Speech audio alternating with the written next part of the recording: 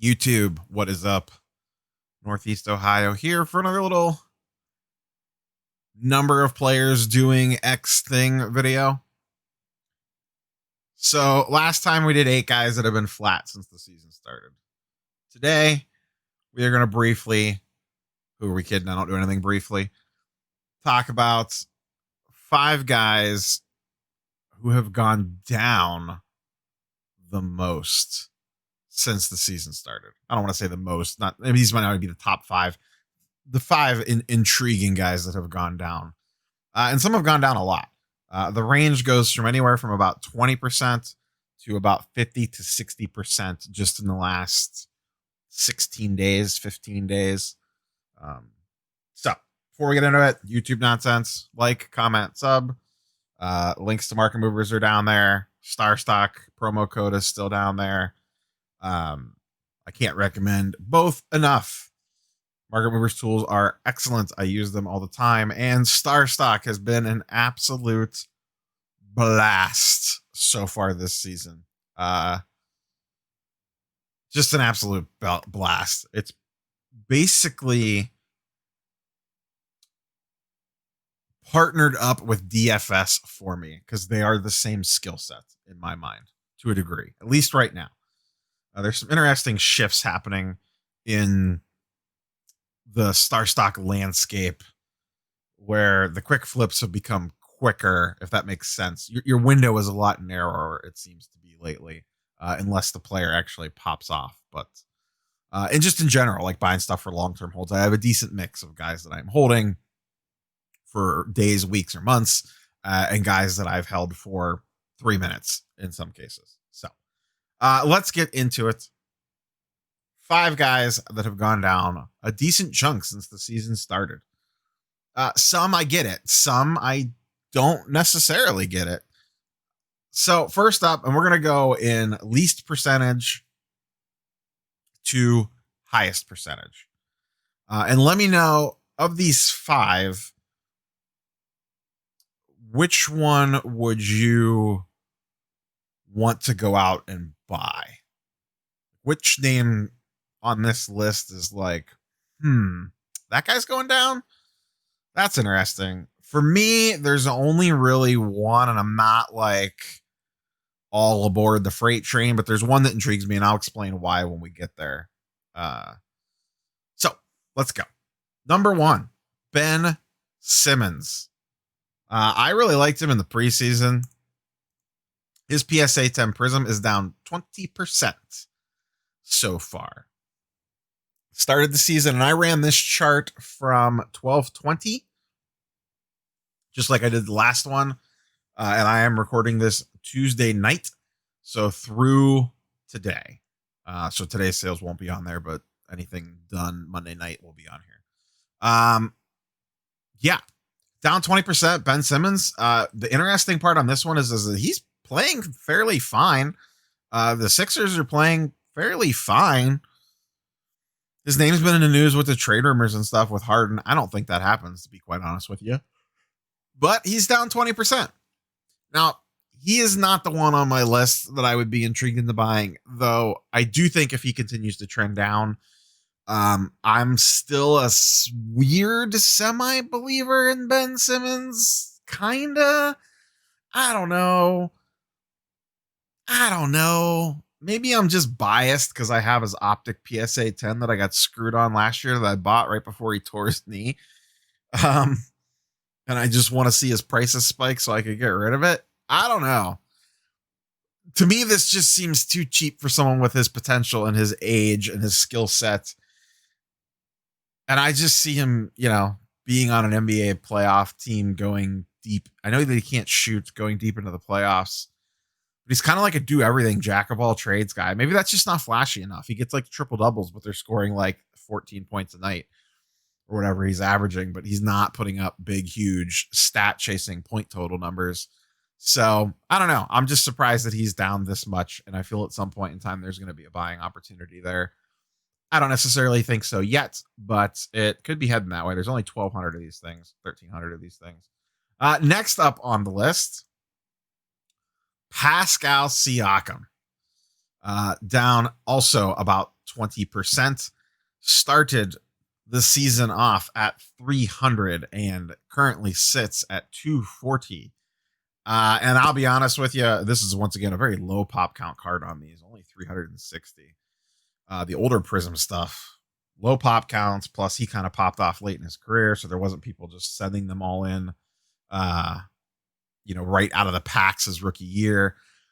But man, oh man, this one makes a ton of sense. I was not surprised at all. I had a few guys in mind when I pulled these charts that I'm like, I bet you these guys are going to be on there. There was this one and another one that I was for sure would be on here, and I was right on both of them. Siakam has played like crap. The Raptors look like crap. This is one of the least surprising cards on this list. I would love to say there's a buying opportunity here, but let's not forget he looked like crap in the bubble, and he really hasn't looked good since the first half of last season. And I don't know what the hell happened.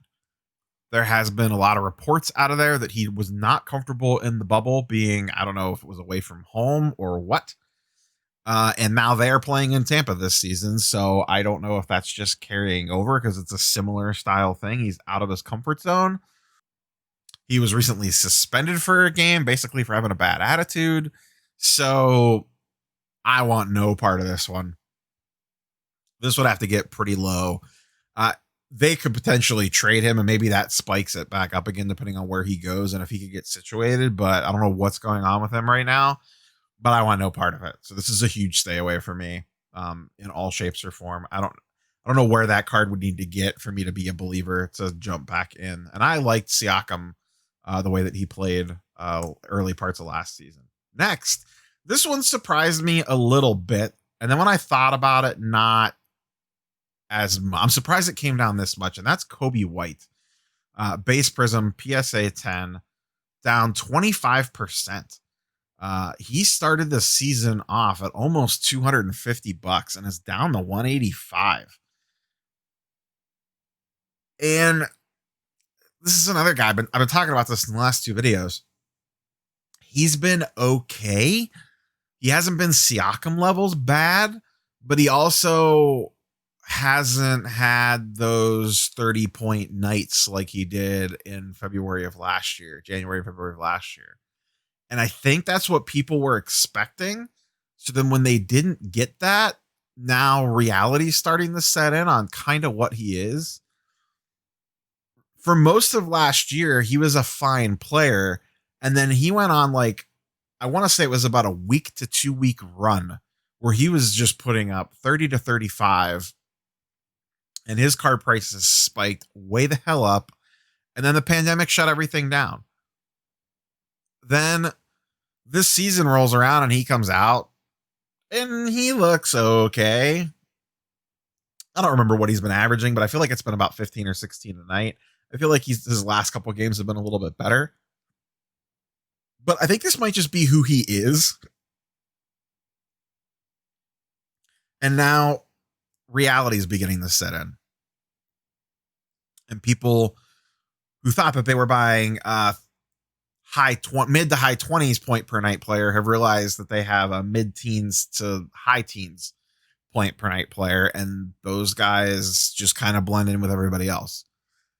Now, there's probably a point on Kobe White where I would be intrigued, but I don't think we're there yet. Zach LaVine hogs up a ton of shots in that offense, and I just don't know. I don't see the path for Kobe on that team currently constructed. Plus, they're just not playing that great on top of it as a team, and I think that's hurting him as well. So he is number 3. Number 4, Sekou. Sekou. This is the one that intrigues me the most out of all these. So Sekou started the season off at about $130. He is down to 80, down 40%. $50 down on his PSA 10. I am not the biggest Sekou believer in the world, but let me paint you a picture. He's on the Pistons. The Pistons suck. They've been frisky this year, but they still suck. At some point in time, they're going to realize that they suck. They're either going to trade the players that are blocking Sekou from playing, or they're going to get hurt. And their roster has already started to fall apart, but most likely they're going to move pieces off, or it's going to get towards the back half of the season, and they're going to say, let's see what our young guys have. And when that happens, and Sekou has a couple good games, his prices are going to spike back up again. I talk about it all the time. He's one of those trendy dudes that has a mini cult-like following.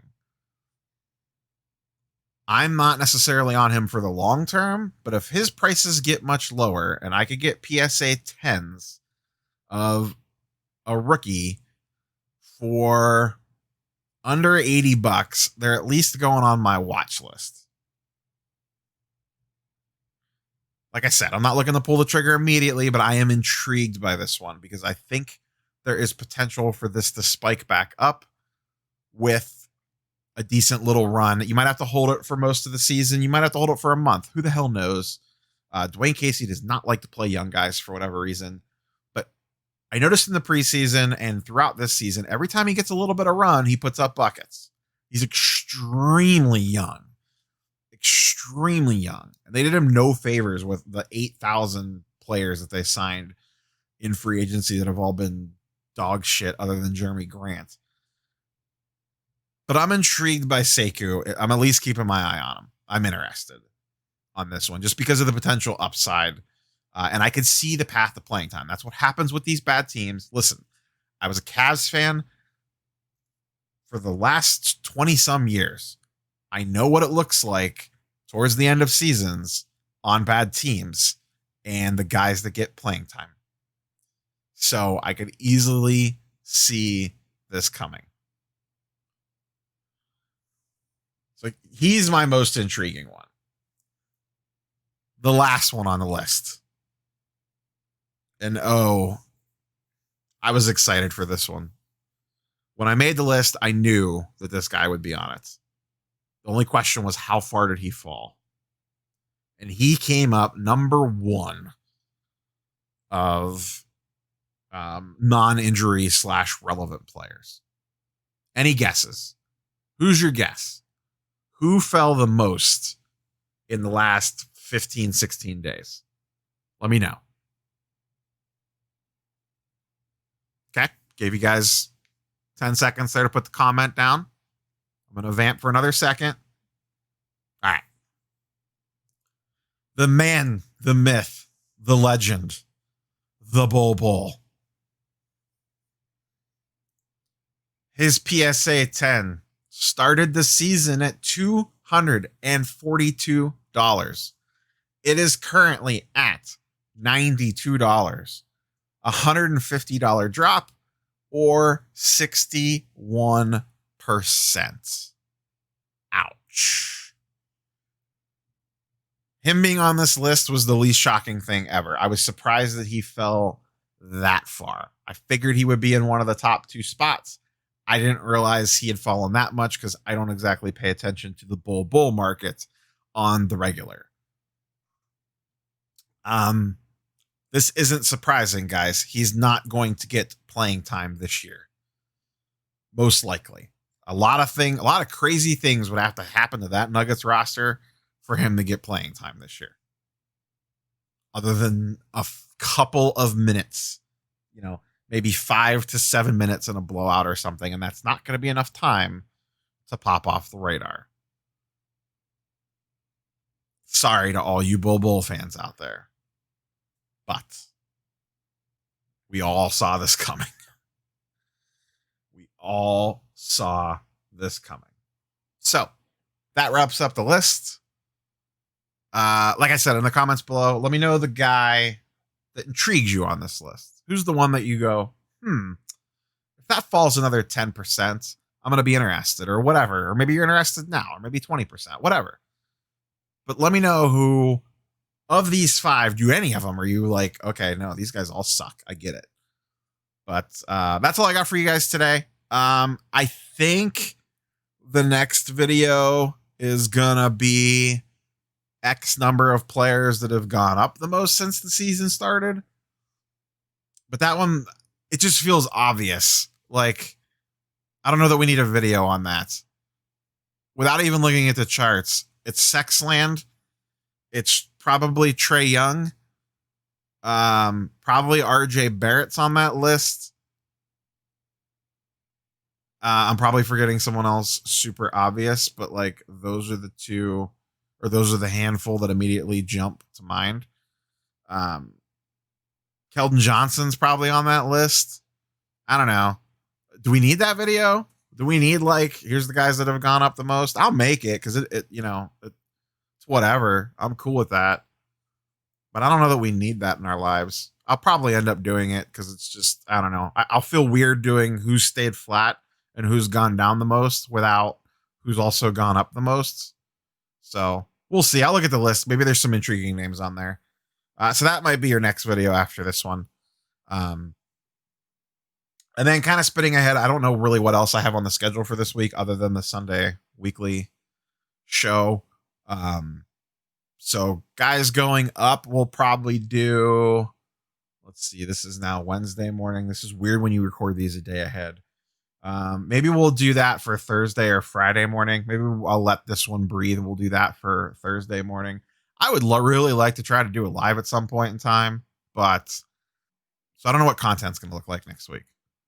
Might be a little less videos than normal. We shall see. But I have droned on long enough at the end of this video. That is officially all I have for you guys today. We will catch you guys on the next one. Peace.